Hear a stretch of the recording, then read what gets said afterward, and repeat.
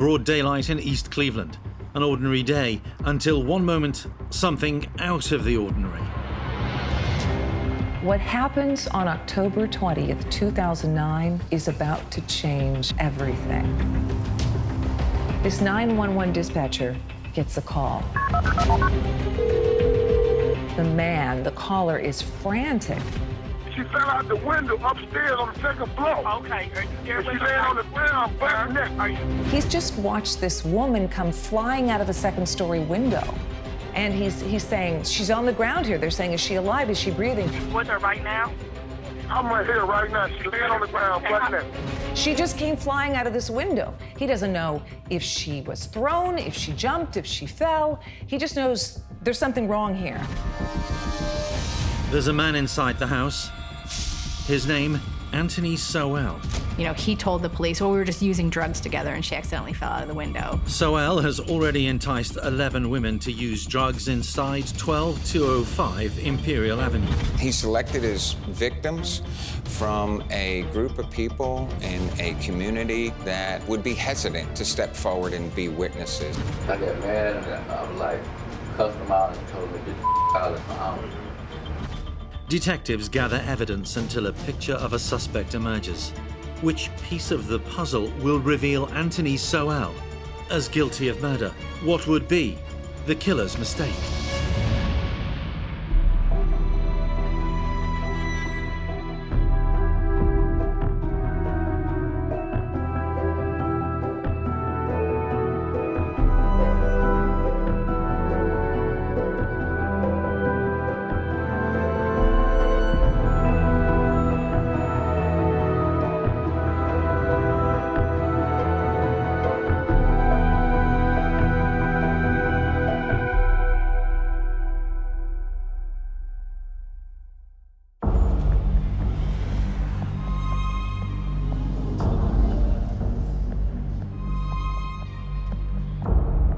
There is a gap between buildings in East Cleveland where once stood number 12205 Imperial Avenue. As long as Anthony Sowell could hide what is inside 12205, he would remain a free man. Because inside, he's hiding grim secrets. In one room, the decomposing bodies of 2 women.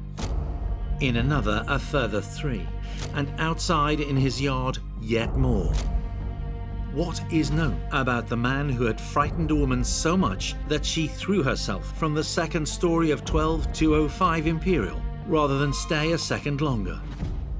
A man who would spend hours being interrogated by police and who seemed at ease throughout as he proudly discussed his 4 grandchildren. You have 4? That's 4.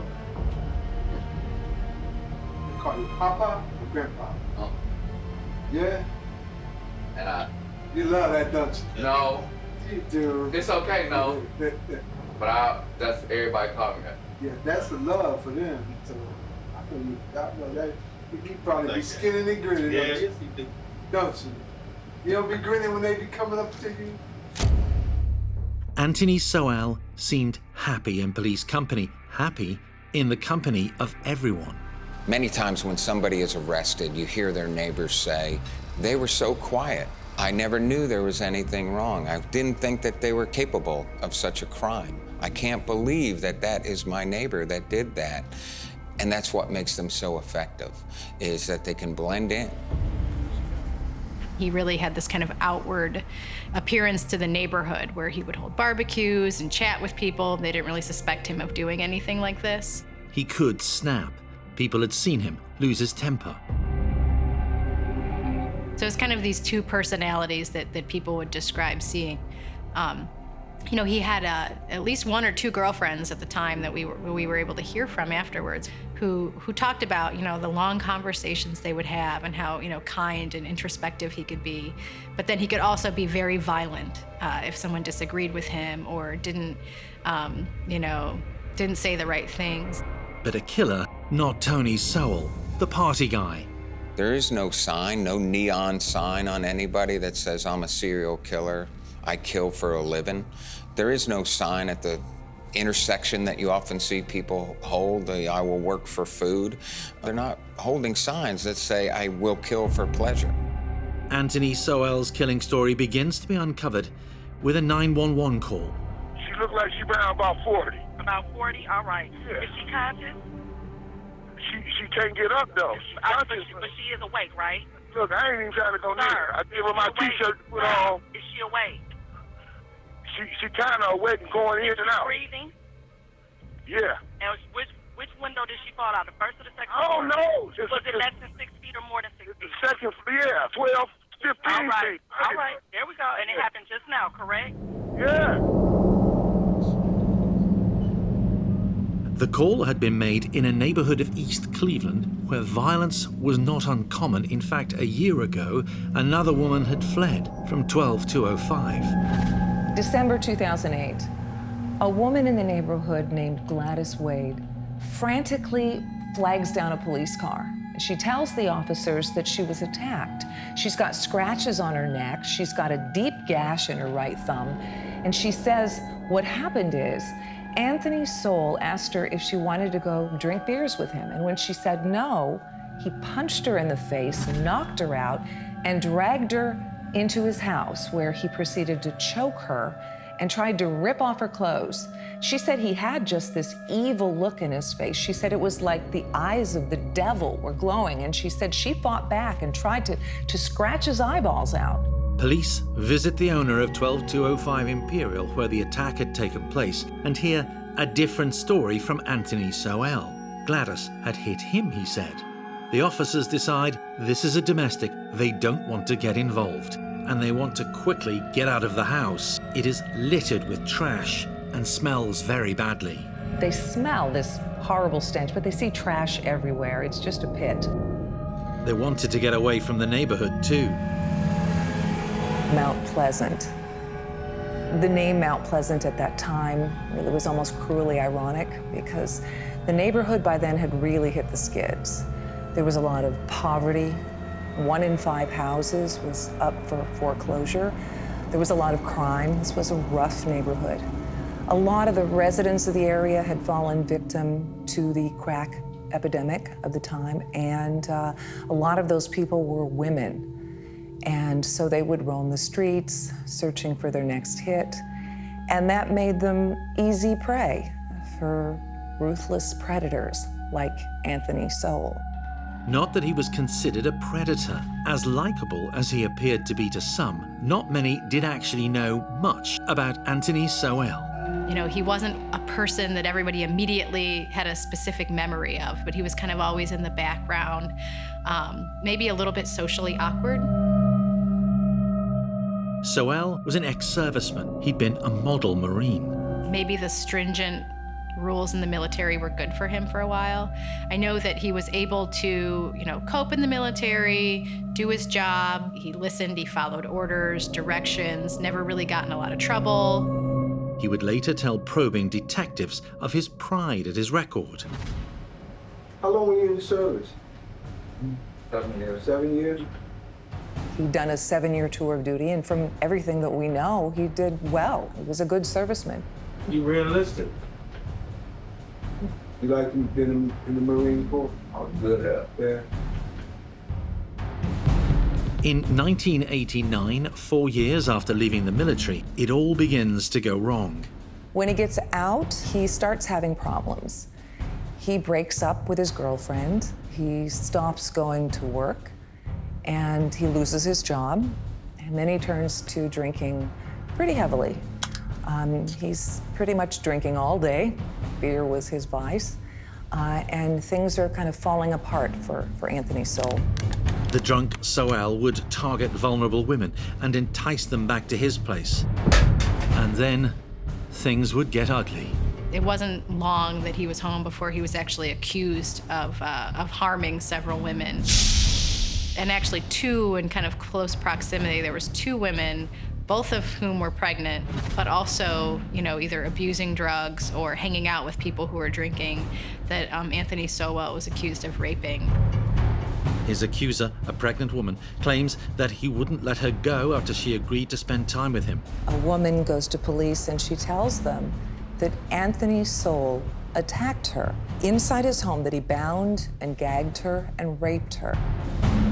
Sowell avoids jail, but not for long. He was never prosecuted for that case because he was actually arrested for another case, another rape, within the same year. And he was prosecuted in that case. He ended up pleading guilty to attempted rape and was given a sentence of up to 15 years in prison. Sowell refuses to plea deal to contest what had happened, and he declines the chance of early release by admitting his guilt. His parole is repeatedly denied. When he gets out, because he's served his entire sentence, he's not on parole. So he's not under police supervision. As a sex offender, he has to register, and police have to verify his address, but that's pretty much it. He's pretty much free and clear. In 2005, Anthony Sowell is released. After a long prison stretch, during which time he'd been a model prisoner, he's back in 12205 Imperial Avenue, where police in the East Cleveland neighborhood are dealing with a drugs epidemic. Because of his offense, he's on the sex register and dutifully attends the sheriff's office every 90 days as ordered. He was not someone they considered a problem ex-con. He was Tone, the party guy from Imperial. Serial killers also tend to be very smart, almost sociopathic, some of them can be, and your sociopaths can also be very charming. And when somebody is charming, people like them. They have relationships, they build families and friends, and so therefore, people aren't going to question them. They would never imagine that Anthony Sowell or other serial killers out there could do the evil that they do.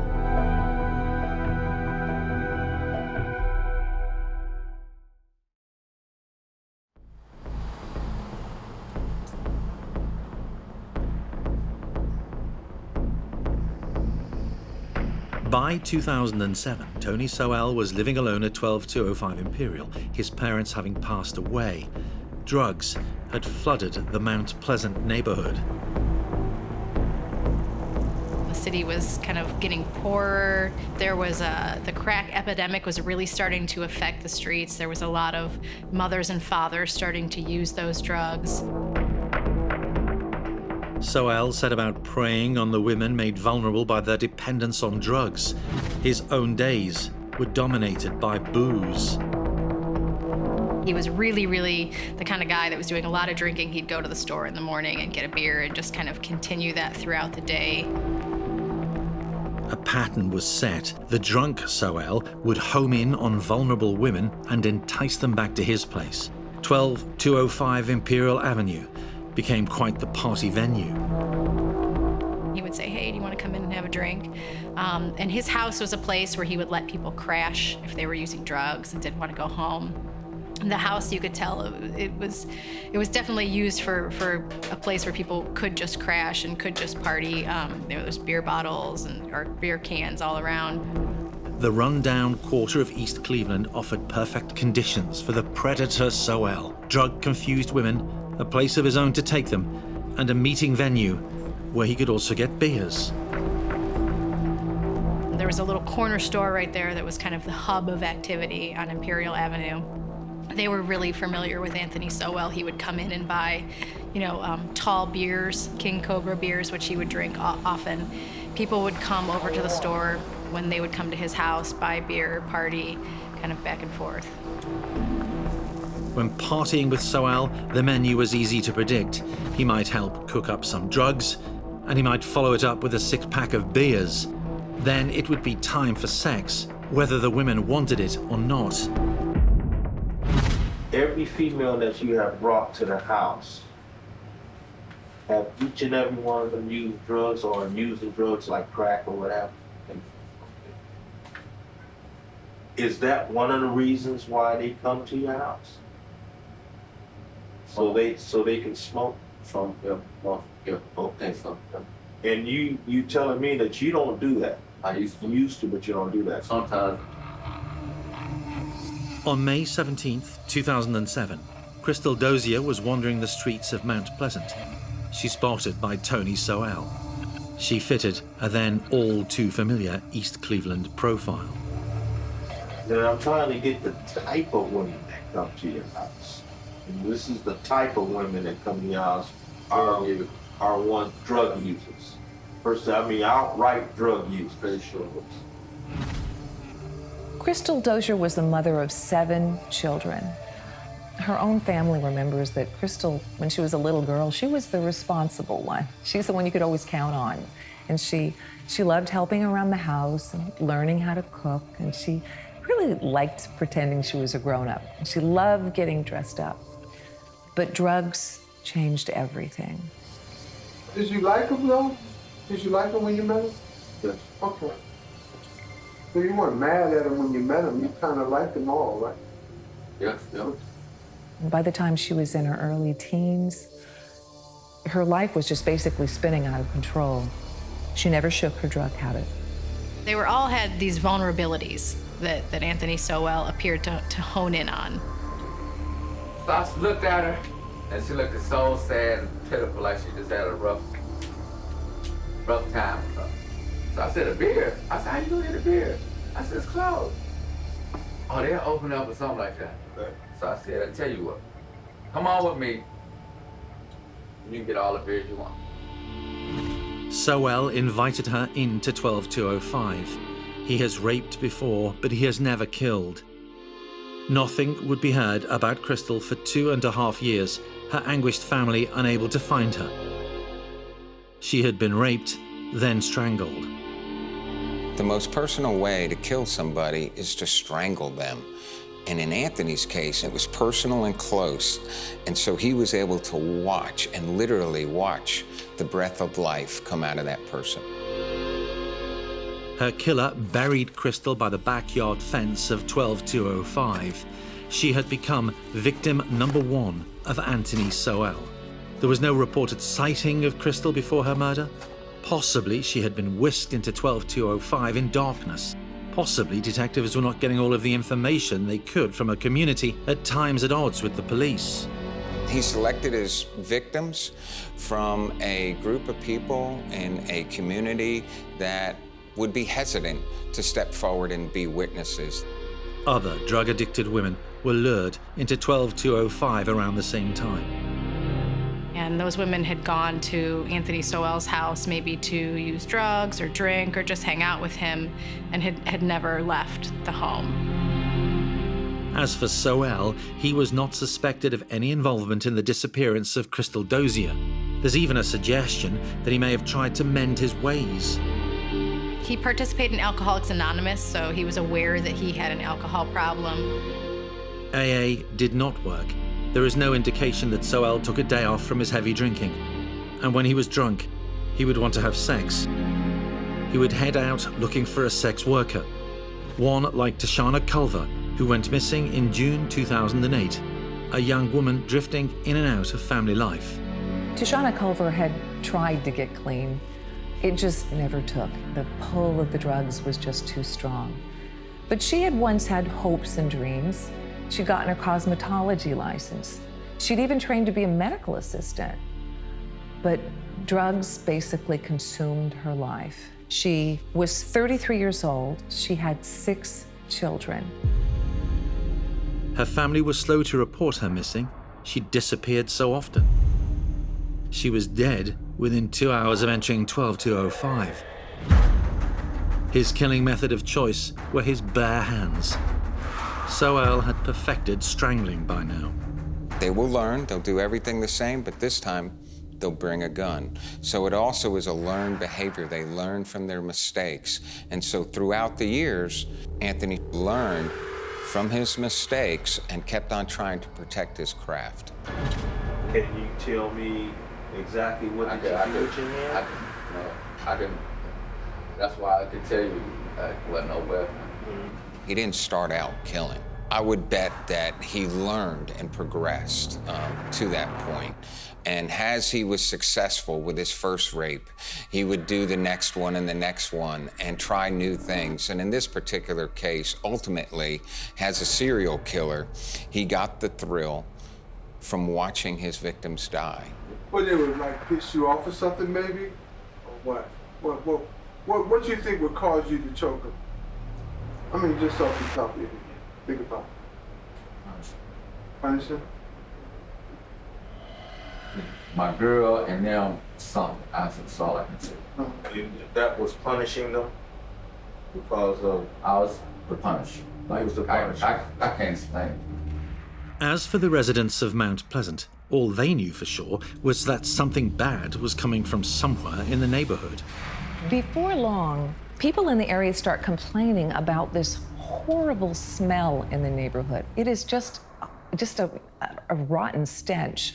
At least one neighbor calls the city and says, "You got to do something about this. This is just horrendous. It smells like something died, something or someone," but it kind of gets waved off by the authorities. Right next to the house where Anthony Sowell lived on Imperial Avenue was a place called Ray's Sausage. And for years, when there had been foul odors that the neighbors noticed, they would call the city or call the health department.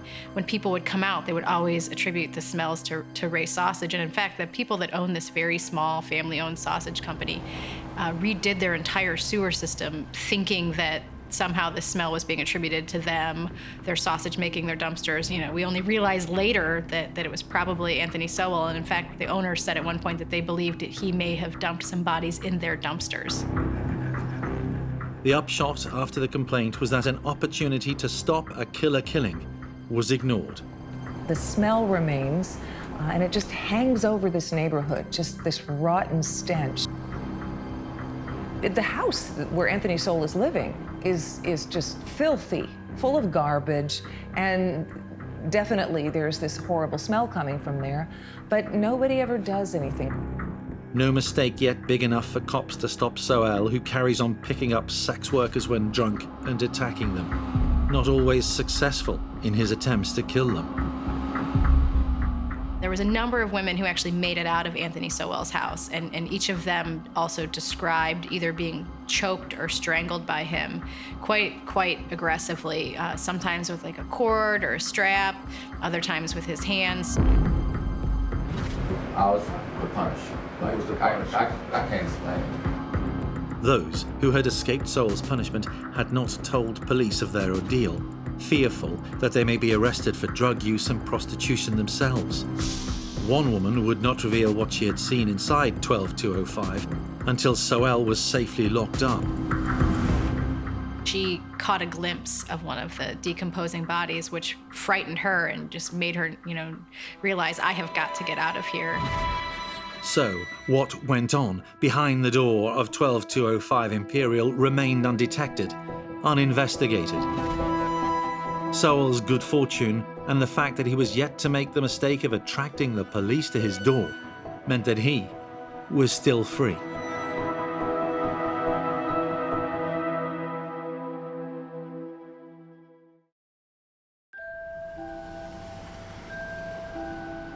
Between 2007 and 2008, women continued to go missing from Mount Pleasant. Their loved ones that they did love would go missing, but they would always call after a day or two. They would always come back. They would never miss important events like birthdays or Christmas. And so when they went missing for a longer period of time and didn't show up, a lot of them contacted the police and said, this is different. And we're basically told, hey, they'll come back when they're done using drugs.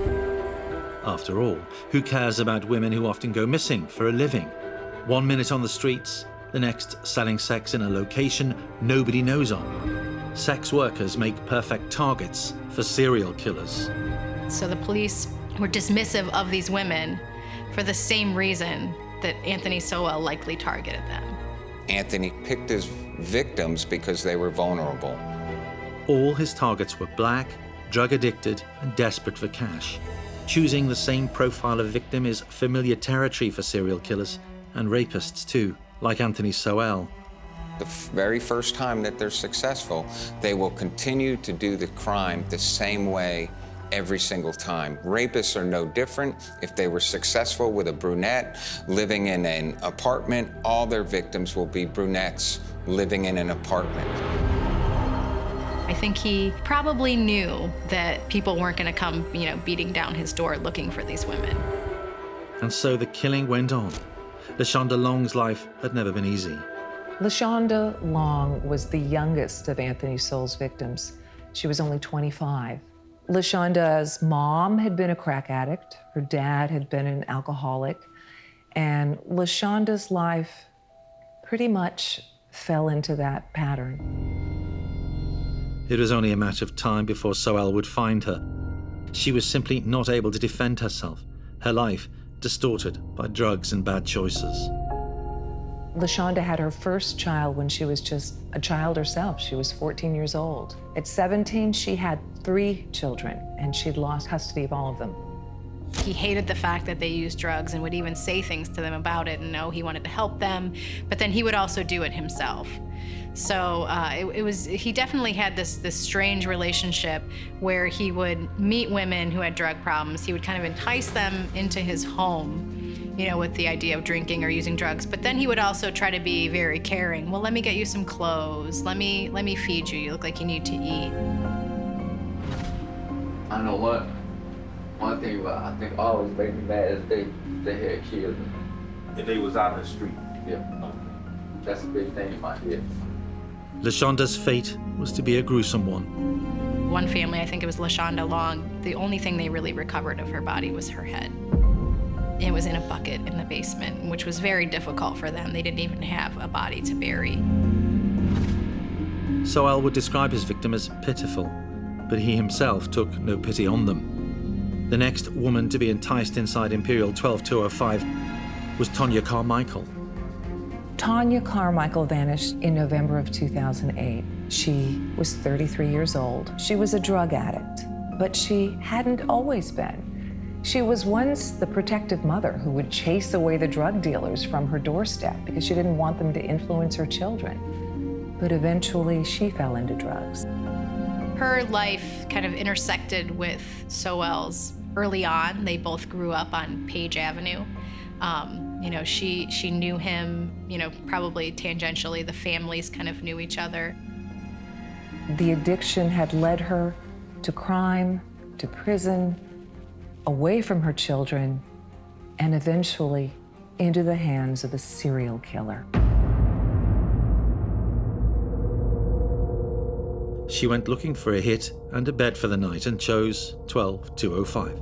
She was not long for this world after taking that decision. When she initially went missing, her family went to police and they were asking for help to find her. And the police said, well, we know she has a drug problem. She'll come home when she's done using drugs. When Tonya went missing, her family says they went to police right away. The police told them, just wait. And this family really, they put up flyers. They were really searching for her, especially her daughter, Danita Carmichael, really cared for her mom deeply and was searching for her. And so this was really difficult for her. She would never see her mom alive again. One day, Sowell would describe her fate and that of others. His favored method of murder was to use an electric cord or any cable nearby before pinning his victims to the ground. He would act quickly, subduing in seconds, showing no mercy. I don't know. I think I just should. Choked them. Nothing like beat, Yeah. No. In 2018, an investigation would begin about why detectives had failed to arrest Sowell before he was eventually hauled in for questioning. His killing was relentless. Next to enter the foul stench of his crack den was Michelle Mason. Michelle Mason was finally getting the life she'd always wanted. She had spent so many years in a haze of drugs. She was hooked on heroin and crack. But by 2001, she was really starting to get things turned around. And her family just remembers this was really the happiest time of her life. She was living on her own. She had friends, real friends, and she had kicked her drug habit. She was clean and sober. But one day in 2008, she seems to have come across Anthony Sowell.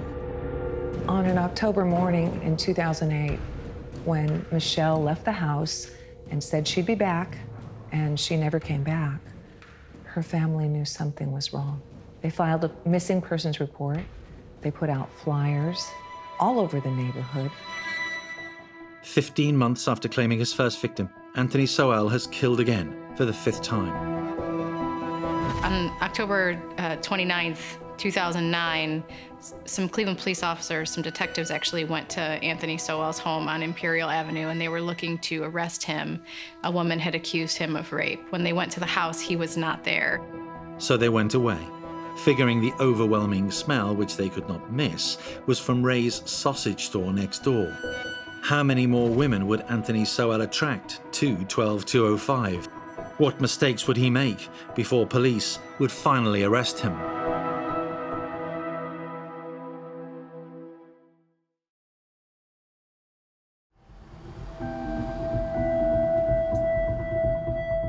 It was October 20th, 2009, when a man walking on Imperial saw a woman falling from an upstairs window of 12205. He didn't know her, but it was obvious something very bad had been going on. 12205 Imperial. He'd got away with so many rapes and murders, Sowell sets about trying to get away with this latest attack. A week later, she does talk. She goes to police and she tells them what happened. The Cleveland police, who had known about complaints related to the man who lived inside 12205, knew about his past as a convicted rapist. They only now decided to go inside and take a good look around. October 29th, police go to Anthony Sowell's home with a search warrant and an arrest warrant. Sowell isn't there. They go inside. The place is just unbelievable. It's trash everywhere, clothes strewn around. It smells unbelievable. They entered the home and they found the bodies of two women who were basically sitting out in the open, decomposing. They're just lying there, rotting, and they're next to a shovel, and the police don't know what they have on their hands here, but they know they need help, so they call in other officers to help. Once they found that, they called in a lot more police and some crime scene investigators. And over the course of maybe a week or more, they found many more bodies. There was no immediate sign of Anthony Sowell, but it wouldn't be long before he reappeared in the neighborhood. On October 31st, police find Anthony Sowell walking down the street about a mile from the house. They arrest him. They charge him with 5 counts of murder. But the bodies keep turning up. Detectives are staggered to learn that Sowell does not know how many bodies he had hidden around his property. All I can say is under 10. That's all I. So, Hold up. Let me see. If you were in my shoes, what would you want me to tell you? 10, 9, 8, 7, 6. They cordon off the house, they cordon off the yard. They find 3 more bodies in the house, 2 in a crawl space. It turns out that there was 11 women total who had gone missing since about 2007. So we have 11 women, all of them black, missing since 2007, all dead, all here at the house at 12205 Imperial Avenue. The identifications of the women begins. Christelle Dozier, Tashana Culver, Tonya Carmichael, LaShonda Long, Michelle Mason. They hear the stories of others, like Kim Smith. Kim Smith loved her father. She and her father took care of each other. He had a spinal injury and had trouble getting around, so Kim she looked after him. She would get him to his doctor's appointments. She would cook for him. But Kim was hanging out with the wrong crowd. She was smoking a lot of crack. And she was little by little not showing up as often. When she disappeared, her family didn't report her missing. you had a body that was right here. You had a body that was over here. You had a bag that was a body in there. Hold on, look, I ain't finished. And you got a body behind the wall. With a lot of dirt back there, too. A lot of dirt all over that body. Next was Nancy Cobb. In April of 2009, Nancy went missing. Her family filed a missing persons report. They put up flyers all over the neighborhood at the local businesses, on telephone poles, everywhere. They were frantic to find her. They never did. They identify Imelda, known as Amy Hunter. Amy Hunter adored books when she was a little girl. Her family called her a bookworm, and they said that she really loved reading the classics. But Amy's life would not have a storybook ending. By the time she was 14, she was pregnant, reportedly by a teacher who got her drunk at a party. Her baby was born deaf and with cerebral palsy, and Amy was devastated, and her friends said that she turned to crack cocaine as a sort of comfort, and it really took over her life. A life which ended inside the Sowell House of Horrors. Sowell, under interrogation, affects madness. It was all a dream, he says. He did not know real from unreal. They ask him about another woman identified. Her name, Janice Webb. Janice Webb always loved her East Cleveland neighborhood where she grew up. It was home to her, and she loved her family. But unfortunately, she fell into the same trap that so many people in the neighborhood had fallen into, and that was the drugs. You got 4 bodies up top. You got 1 body in the basement. There's no more room in the house for bodies. So you gotta go outside. This would make her most likely the last one. Not the last one. Talacia Fortson was Sowell's 10th victim, a mother of 3 whose drug problems meant that her children had been taken away from her. Her remains found buried in the garden. In early June of 2009, Talacia dropped by her adoptive mom's house to bring her some groceries, and then she left saying she'd be back, and she never came back. Her adopted mom reported her missing. Diane Turner, mother of 6, was victim number 11. Her body remained unclaimed, unrecognized in the city morgue for nearly a year. She had been sober for almost 2 full years. Unfortunately, she never really learned how to be a good mom. And so the authorities said that she was a danger to her child, and they took her baby away when her baby was just 4 days old, and it devastated her.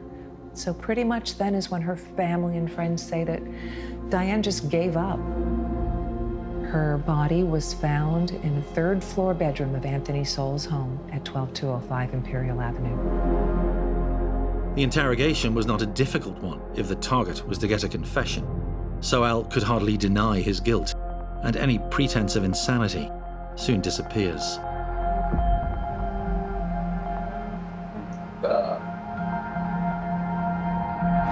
For interrogators, the priority was to get the truth out of Anthony Sowell, not to show how they were feeling, shock at hearing of how a serial killer had behaved quite so monstrously. As detectives, you have to remove the emotional side as far as looking at that person's life. It's important to know the facts and who that person is, who your victims are, and sometimes you get to know the families very well, and you feel it's a calling, it's a mission to be able to provide answers to what happened to their child or their loved one. Sowell had appeared as a party guy with a warm welcome to the women of Mount Pleasant, whose lives had taken a terrible turn for the worse, and they had trusted him. The mistake Sowell had made in order for detectives to be led to a macabre mausoleum at 12205 was simple. He allowed one victim too many to escape. That was Anthony Sowell's killer's mistake. He let one of his victims get too close to a window, and she did what she had to save her life. She jumped out that 2nd-story window. She's the one who got away.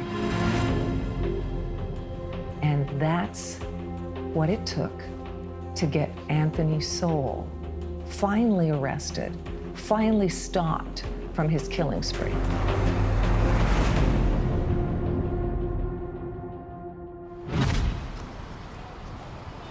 Campaigners argued in 2018 that it was a killing spree which could and should have been stopped after the first report of a woman who had gone missing. And again, after women had lived to tell the tale of torture inside 12205. It was a sobering moment for Cleveland to realize that 11 citizens could go missing, and nobody could make the connection that they were all in the same place, had all been killed by the same man. For a while, the house was left standing, a reminder of Sowell's crimes where artifacts of the women had been abandoned.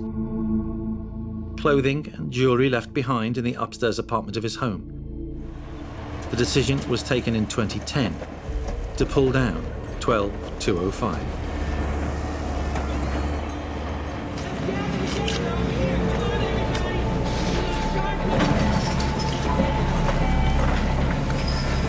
People moved quickly to get control of the house so that they could knock it down.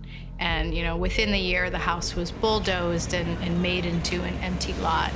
And there's been plans in the works for almost 5 years now to put some kind of memorial at that site.